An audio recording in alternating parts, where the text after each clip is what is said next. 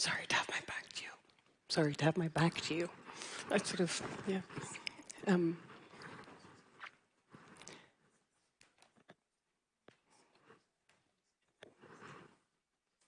Well, as we wait for Her Excellency Vjosa Osmani, the President of Kosovo, I thought maybe we could sort of just warm up a little bit. Congratulate you all for making it this far into the Munich Security Conference this year. It seems to be even more crazy than ever before and starting on Thursday, so thank you for being here. I'm looking at the title of our town hall, Nevertheless, She Persisted. And to be honest with you, my instinct is to say, of course she persisted. Like, why is it nevertheless? I mean, this is a fight for all of us. My name is Sanam Naragi Anderlini. I am the founder and CEO of the International Civil Society Action Network. We spearhead probably the largest global alliance of independent, locally rooted, women-led peace and security organizations around the world, now in 44 countries. Women who are at the forefront of dealing with violent extremism, conflict, authoritarianism, and really paving the way for innovative approaches to dealing with security from both from a feminist perspective, but often very much culturally rooted in their own contexts. I'm also the host of a podcast called If You Were in Charge. And what I'm trying to do there is to actually spotlight people who are really at the forefront of driving change on big issues. So if you want inspiration, listen to If You're in Charge. Season 2 is starting. I think our guest is she here? No, she's not here yet. So that's who I am.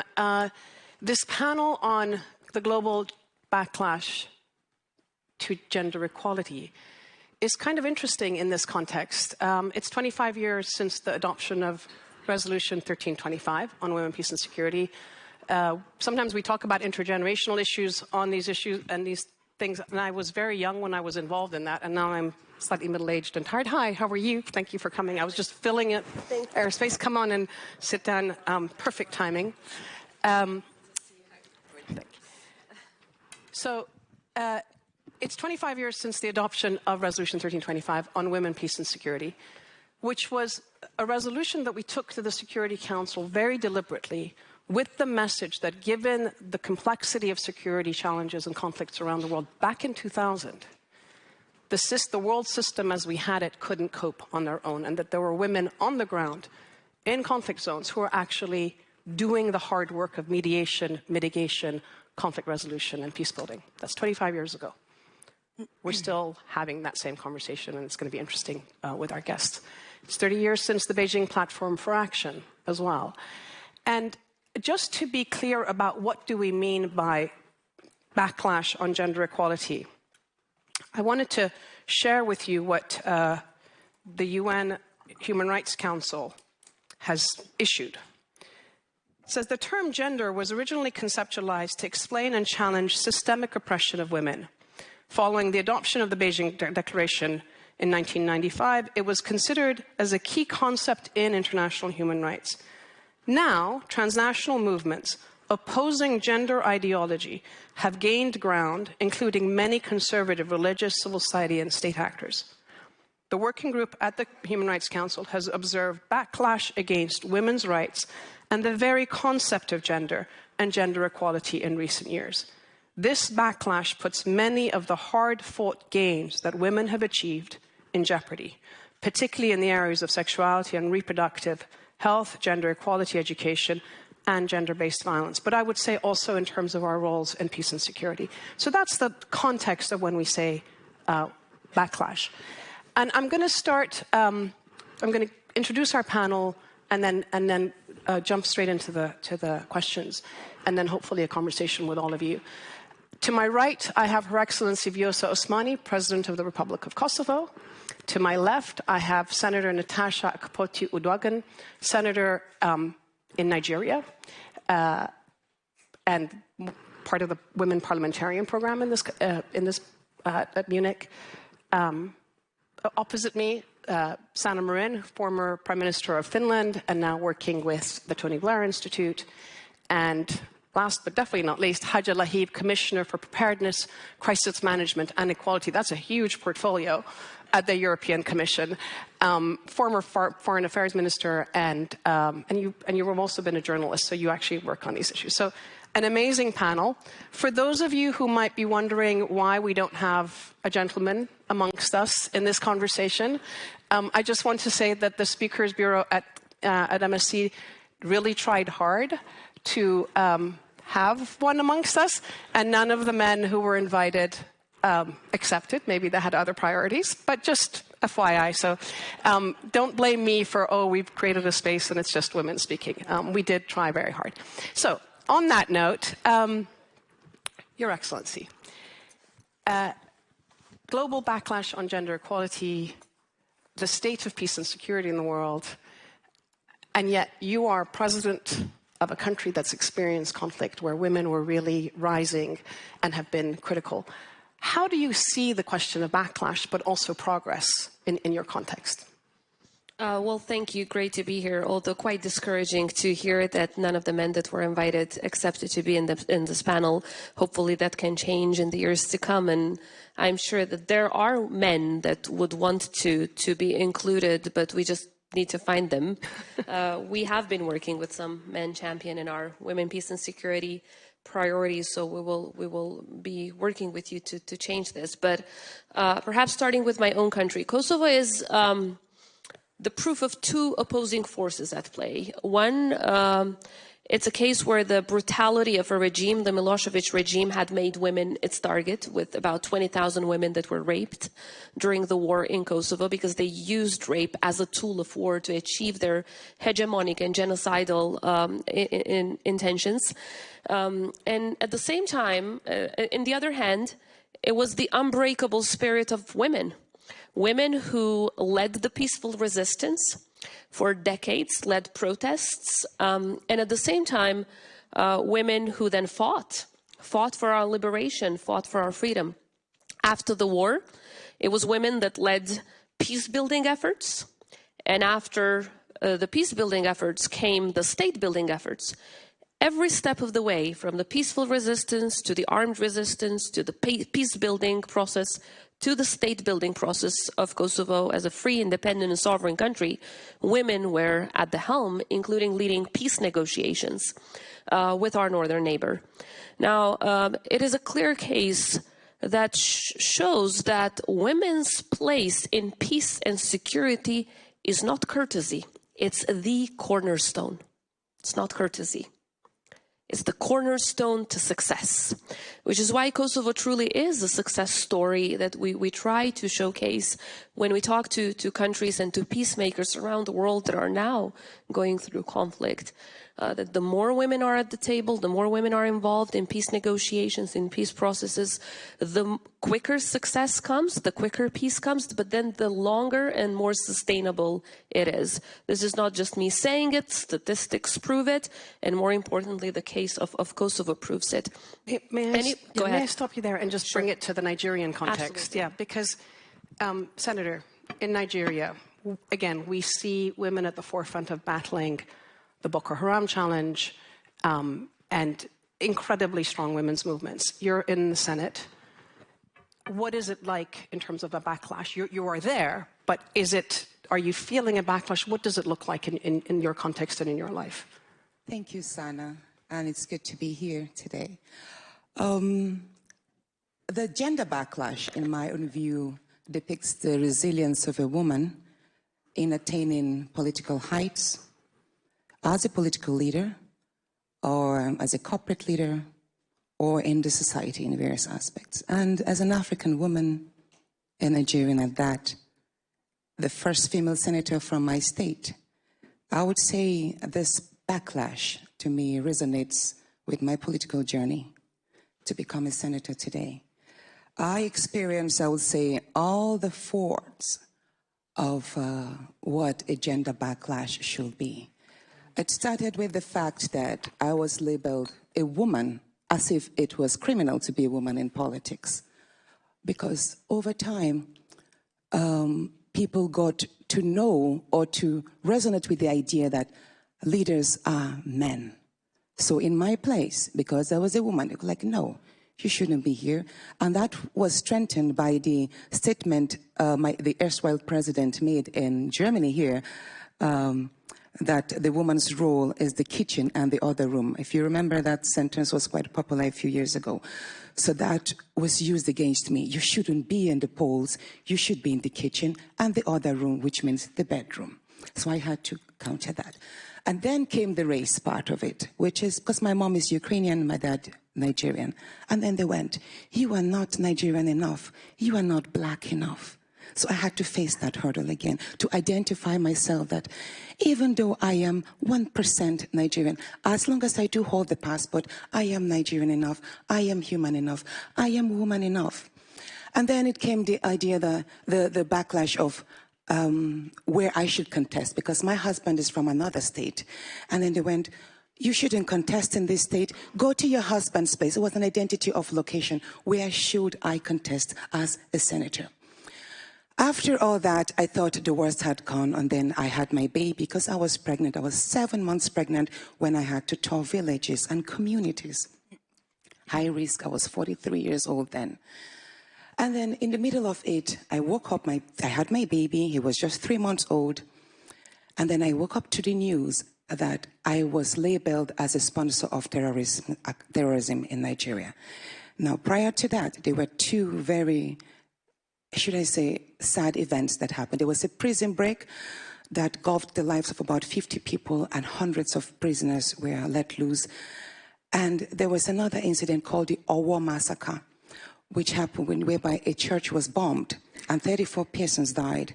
So it just came all over the news that I was responsible for sponsoring the terrorism activities. And it was the hashtag Arrest Natasha Now, trending all over social media. In a few days, that hashtag received over 200 million impressions, making me the most cyber-bullied personality in Africa. That was a report that was published by Human Angle, made in collaboration with the Code of Africa and Center for African Journalists, amongst others. Imagine having a 3-month-old baby. Trust me. For once, I knew what it meant to wish the grounds would open and swallow you. And in 2 days, my breast milk dried up. I was struggling to feed my baby, tried all sorts. That's another story. But what it is I have suffered this, what it means to face the gender backlash in real terms. It's totally different when you read stories or you watch movies. But participating in that and knowing that there is no help, sitting every day wishing to be arrested, are they going to come for me? What happens to my baby? Will I be separated? And all that happened just to stop me from contesting because I was extremely popular. Now, again, you would think that was the worst of it, but no, the guns came. The attacks came. I suffered 2 accidents. I had a fractured leg. I had a scar on my face. And then some of my supporters were killed. And then a day before the elections, because one thing about me, and I believe that resonates with most women, once we set our path on a journey, we do not stop, come what may. It's that resilience that drives us, because we know that whatever we're doing, we're pushing and creating a path for many other women that look up to us. And that was what I said, you know what, even if I was going to be incapacitated or with my last blood, I will contest this election. Thank God for the support of my husband, which is very important. But then a day before the worst of all happened, the governor of my state, who I was in the opposition, I'm still in the opposition, he got this construction company to dig massive gullies, cutting all the roads leading to my local government, which was my stronghold. 5 major roads, like very deep gullies that could swallow a vehicle. So what I did then, knowing that I was against time, the elections were the next day, there was no postponement of the election. It was me and my fate. I was on the phone with the security, calling on all the most senior police officers. And you know what, I'm sorry to say this, but typical of my beloved country, the ecosystem that is supposed to support a free and fair election tends to side with the power with the political party in force. So I had to work with the community, the women, the young children. Overnight, we used our hands and whatever possible to cover all these gullies so election materials could come to the polling units. And that was it. So that's one part of the story. But yes, I experienced the backlash personally, but I'm glad to say that my victory today, it is a testament to all women and the resilience we carry in our hearts. Thank you. It's extraordinary. Because so often some of this discourse around equality is about, oh, it's the Western agenda. And then you hear what you're dealing with and how you're handling it. Sanna, you in Finland, you have been an icon not only to Finnish women, but women everywhere, actually, in terms of your role there. When you listen and you hear the story from Nigeria and from Kosovo in terms of what women have endured and how they have persisted, how does it resonate for you in terms of whether it's backlash, whether it's the fight forward, in terms of the advice that you would give to others going forward and your experience? Well, first of all, unfortunately, the stories that we hear, they're not unprecedented. They are very common stories that we hear more and more everywhere in the world. And are we witnessing a backlash? Yes, we are. We are witnessing a backlash, and we have been witnessing it for a while now. And if I would predict it will get a whole lot worse in the upcoming years, unfortunately.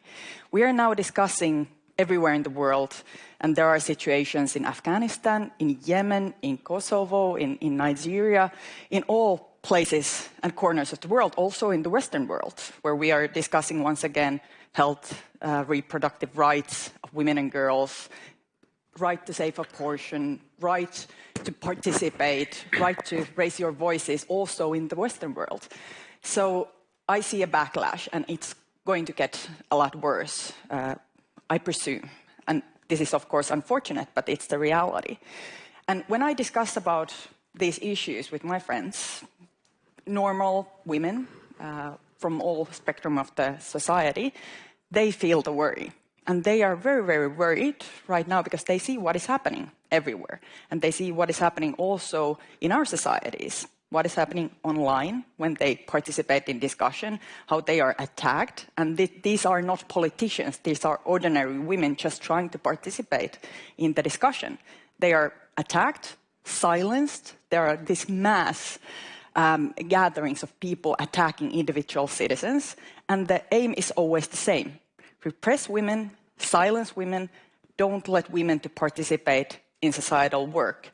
And you use all kinds of tools. Of course, the tools that we have seen in Kosovo and elsewhere, those are the worst kinds, sexual violence, trying to make sure that these are the tools that will really silence the societies and communities and women, but there are also other tools that are used as we speak.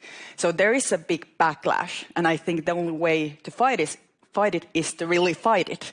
So we shouldn't be silent, and we shouldn't wait for something happen outside of our discussion, but we should really act on it.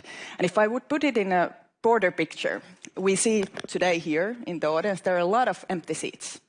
And why is that?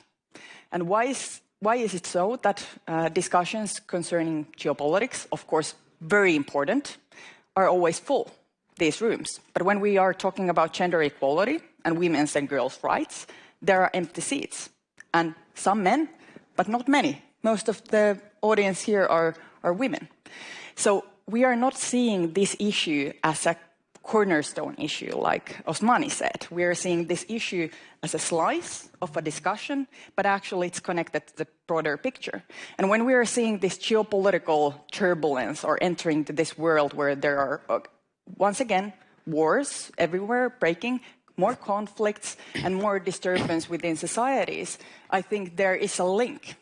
Because it always starts in a way where you depress women and girls, minority groups, opposition, journalists, and then you end up in this spiral where societies end up in this authoritarian way of thinking and mindset. And we have seen this in Russia, and we are unfortunately seeing this also within the Western world. I think there is a similarities that is happening right now everywhere, also in European countries and in US as well, repressing women and girls and their rights and just basic human rights and questioning the rules that we have been building together. Thank you. Thank you very much. Commissioner, you're dealing with this in the context of the EU, but also looking outward. I have here a quote from my Instagram for some reason, because it listens to me, that I took a picture of, because it says, "You're getting closer. That's why it's getting tough." As if in the last 20 years, when we started this work, you know, first it was interesting, then it was, well, let's be nice to the ladies. And then as we start to actually make a difference and be in the positions of power, and not to be in the positions of power just to be part of the status quo, but to be transformative, that's when the backlash comes. And one of the things that, again, as a young woman, when I was involved in this agenda of women, peace and security, we were not fighting to say, we want equal opportunity to send our girls and boys to go to war and fight and die and kill. It was transformative equality to say, we want peace so that neither our boys nor our girls have to go to war and experience the horrors of war. And yet here we are now, and the conversation on this agenda of women, peace and security, on one hand has become, yes, women are necessary because the army needs them. It's literally, you know, boots on the ground kind of thing. And somehow peace is being perceived as a weak issue. But when we look at Europe in terms of social cohesion, when we look at the borders, whether it's, you were in Syria recently, the Israel-Palestine issue, people on the ground, as you mentioned, where there is war, it is women who've kept societies together. What do we do now? I mean, Syria is at a pivotal point. The EU has supported a lot of the work that's going on. This is the moment to make sure that Syrian women are integral, or in the case of Israel-Palestine, we have Women Wage Peace is in the room, Women of the Sun. I mean, they're there and they have answers. Can we get the EU to shift and actually implement? Is this some challenge that you're facing or others in your system are facing? Just to jump off on what you just said, you know, the fact that I'm still the first commissioner that's been to Syria. It was a strong message to send a woman and to send the commissioner responsible for equality. And so my main message was, we need to have a Syria that embraces its diversity and especially half part of its own humanity. It means women. And I met immediately after my meeting, my long meeting with Al-Shara, I met the civil society and women. And I was very impressed. You know, I got a lot of energy of my trip there because I met women who decided, who choose to go back in Syria despite all the uncertainties that are still there, despite the war in the north, despite the lack of everything, to go back, to leave Western countries and to be sure to be part of the future. And so it means that the power is there, and we are there to support them also. And we have a full of examples through the history. Let me, you know, just quote 2 examples, very concrete one. In 2011, 2 women trained by UN Women participate in negotiation, peace negotiation in Philippines with the Moro Liberation Front. They succeed to impose peace. And more recently, in 2023, I have the name here. I would like to quote her because she's an amazing woman. She was Petronil, what's her name? Because it's important to quote her. Yes, it's Petronil Voeka. She won the Women Building Peace Award in 2023, so very recently, because she succeeded to impose peace also in part of DRC. So it means that exactly as you said, Excellency, when you put women around the table, when there is a negotiating peace, they are the ones who succeed, you know, to reach an agreement. So we need to have them on board, and I'm convinced. I want to stay positive that indeed it's because we are near, we are just close, you know, and this is very strange because we see a lot of disparity. You know, in European Union today, the European Parliament is also not as balanced as it was during the previous mandate. The Commission as well. But at the top, you still have a woman as a president, a woman as HRVP, and a woman president for the European Parliament. So I'm staying positive, and I would like to pay tribute. I seize this occasion to pay tribute to our president, Ursula von der Leyen. She was the one requesting to the member state, proposing two, candidate for commissioner, a man and a woman, and at the end, as she received only men, she decided to, be more vocal and to say, now I need women. Otherwise, maybe I was not there. So it shows that when we want, I'm sure we are close to obtain to this equality. And it's also in our own interest, because I try also in my advocacy to be very objective with figures, Every year, inequality in the labor market has a cost. It's 370 billion per year in the whole European Union. The fact that we don't take all the skills on board. And violence against women has also a cost. It's 290 billion. And we all pay the cost of this, injustice and inequality. Thank you. We have 20 minutes. I'm going to open the floor for about 15 minutes and then come back. Would you like to add something? Because I cut you off. No, it's just you reminded me now when 3 out of the top 4 positions in the EU now were proposed for women with Ursula, Kaya, and Roberta. Some of the men leaders from the member states started complaining for the lack of gender equality. Imagine, after decades of the existence of the European Union, when for so many mandates it was only men that had these positions, now that there were 3 out of 4 that are now led by women, they were complaining for the lack of gender equality. So it just reminded me of that. But I'd rather leave space for questions, and then maybe I can include some of the issues that Sana also mentioned. Thank you. Yes, please put your hand up. Mike is coming. Introduce yourself and keep it short so that we can go around. I'll collect 2 or 3 questions and then come back. Yes, thank you. My name is Stanela Škrijelj. I'm an activist and a former member of parliament from North Macedonia. I think it's great that we have this panel here, as it should be at the Munich Security Conference, because I think that really we should start looking more this question of gender backlash as a security issue.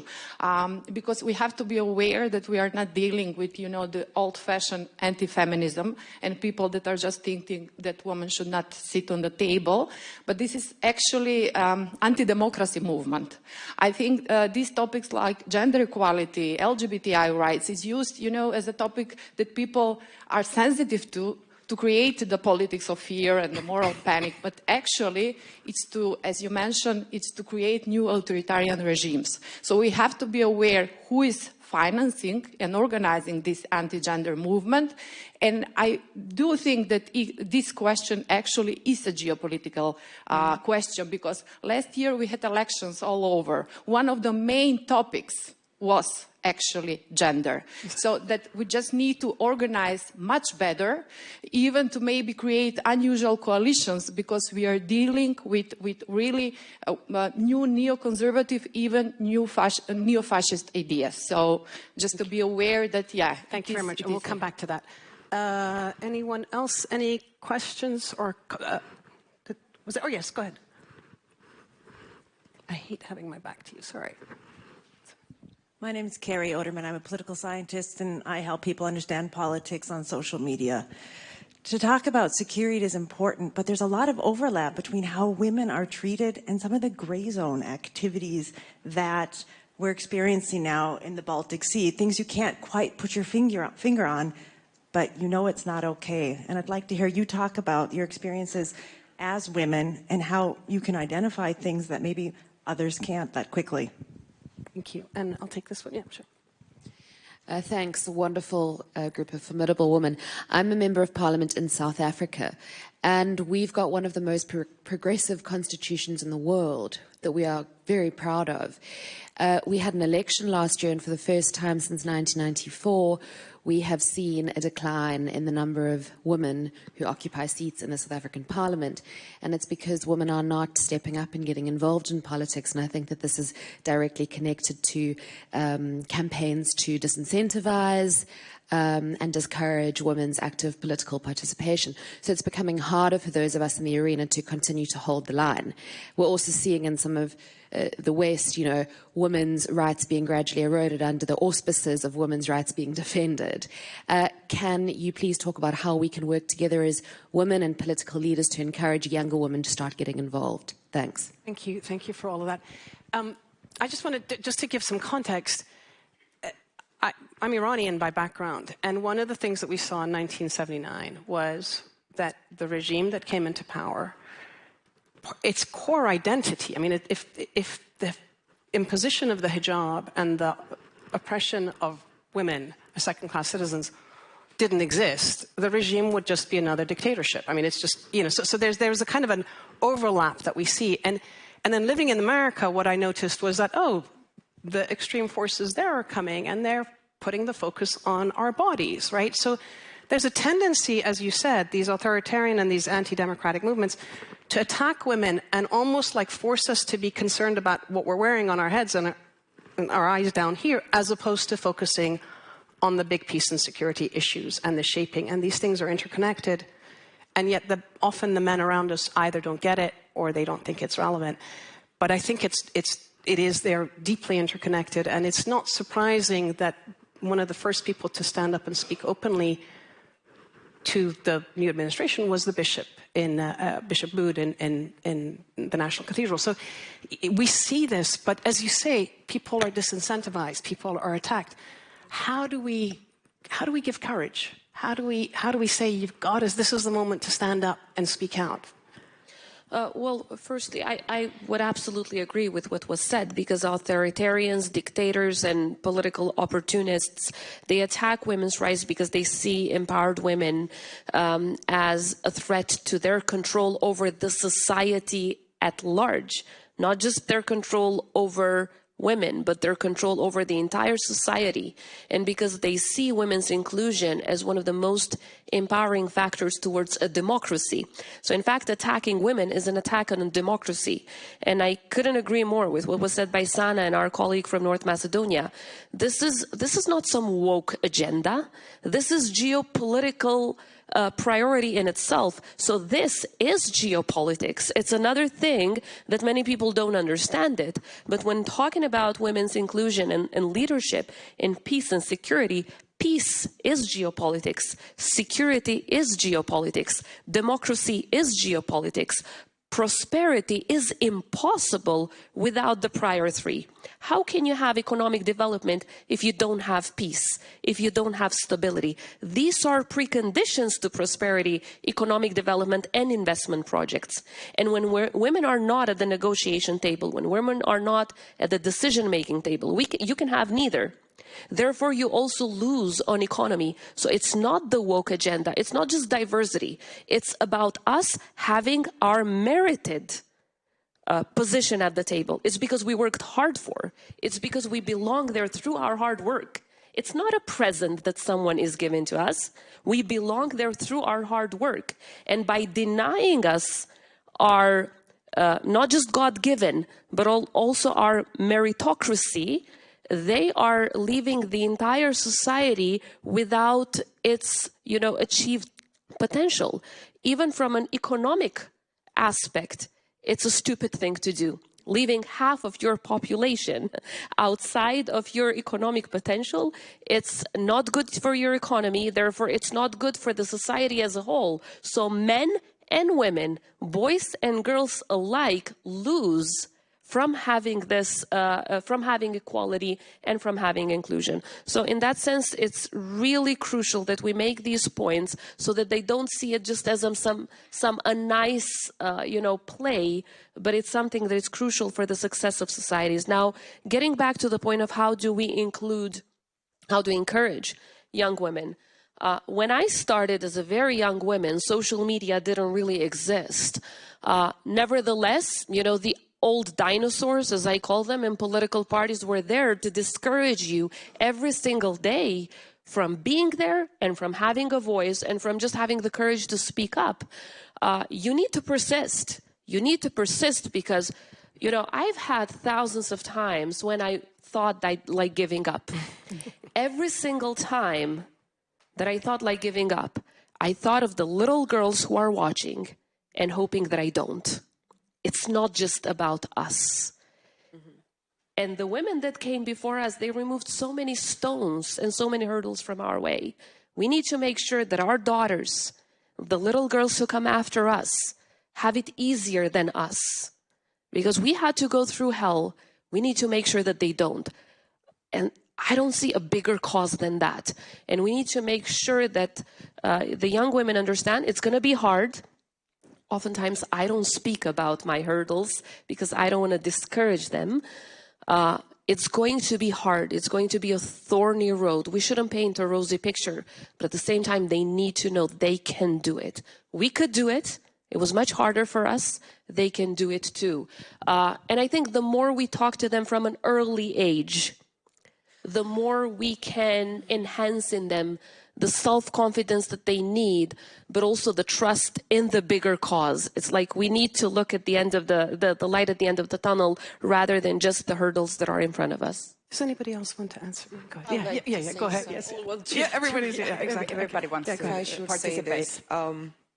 I think the most important thing is to keep the conversations going. Like here, keep the advocacy burning. We identify an issue, we can't stay silent. We have to keep fighting.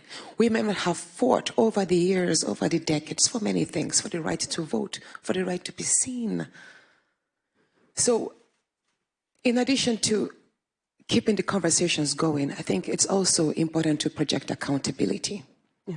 It is very wrong to have people commit atrocities against another, and then these people are known.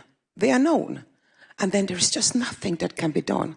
I recall the EU observers have always been part of every election in Nigeria, and I believe in Africa. And they have interfaced with me. And at the end of it, I ask them, so what next? And they tell me, that's the EU, amongst others. They say, yeah, we just observe, but we cannot enforce the government to do otherwise. So I say, you watch me being attacked. You watch my supporters being killed. You watch me being shot. And all you tell me is, we observe. So I think the international, as much as they say politics is local, I know it's my decision to venture into politics, but there are certain anchors, like the international anchors, the regional anchors, the women bodies around the world.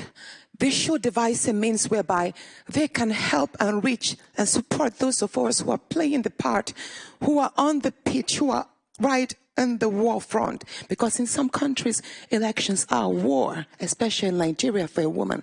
There are just 109 senators, but only 4 female senators. That's 105 men, and this is an all-time low.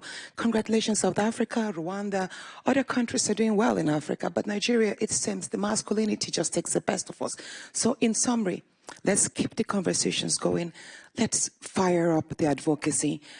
Let us ensure accountability. Everybody should be held accountable.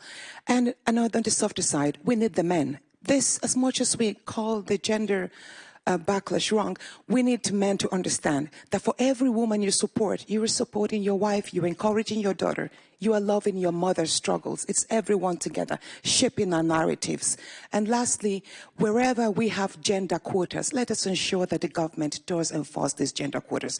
Wherever there are anti-harassment laws, let us ensure that these anti-harassment laws are enforced. And let us not be afraid to speak boldly against the wrongs, however they want to silence us. The cultural and regional, and the cultural and religious backlashes are also real. I didn't want to mention that, but when you talked about the enforcement of certain things, yeah.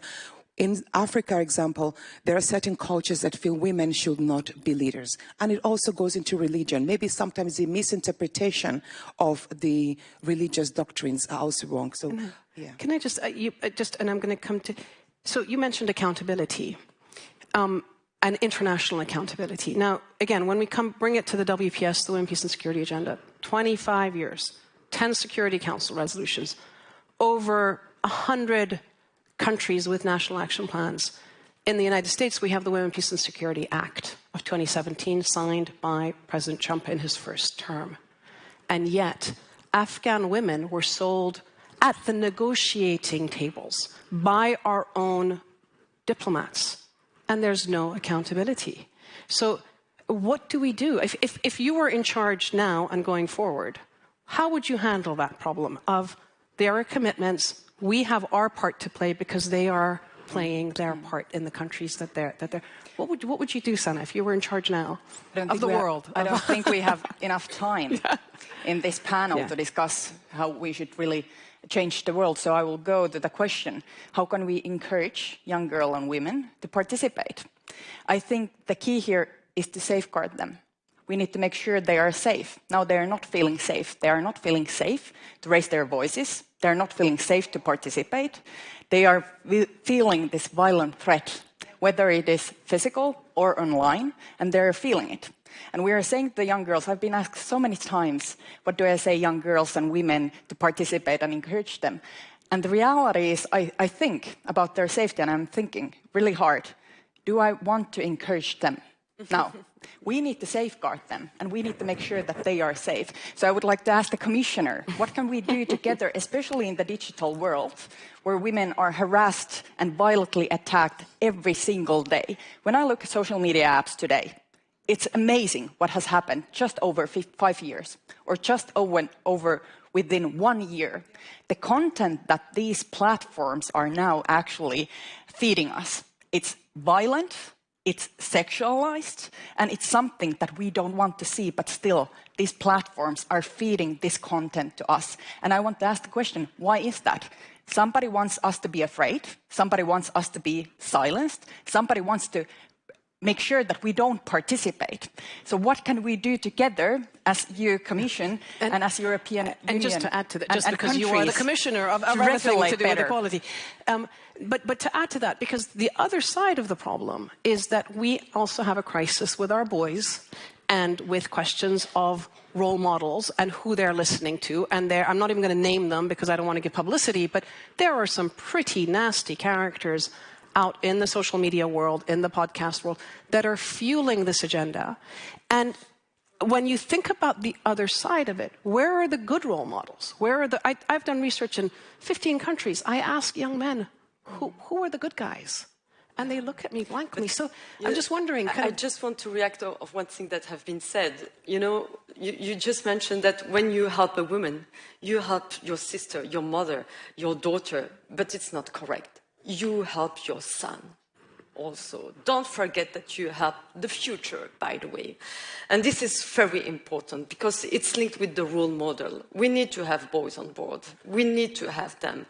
And when it comes to role model, I have to say that I was very alone, isolated during all my life. You know, I'm from an Algerian background, born in Belgium with in a Muslim, lost between two men, my big brother and my youngest brother. So, and I'm the only one who chose to go to university, who chose, you know, to launch my a career in journalism. I was the first news anchor in Belgium with migrant background and so on. I became also, I discovered that the first POC in the Commission.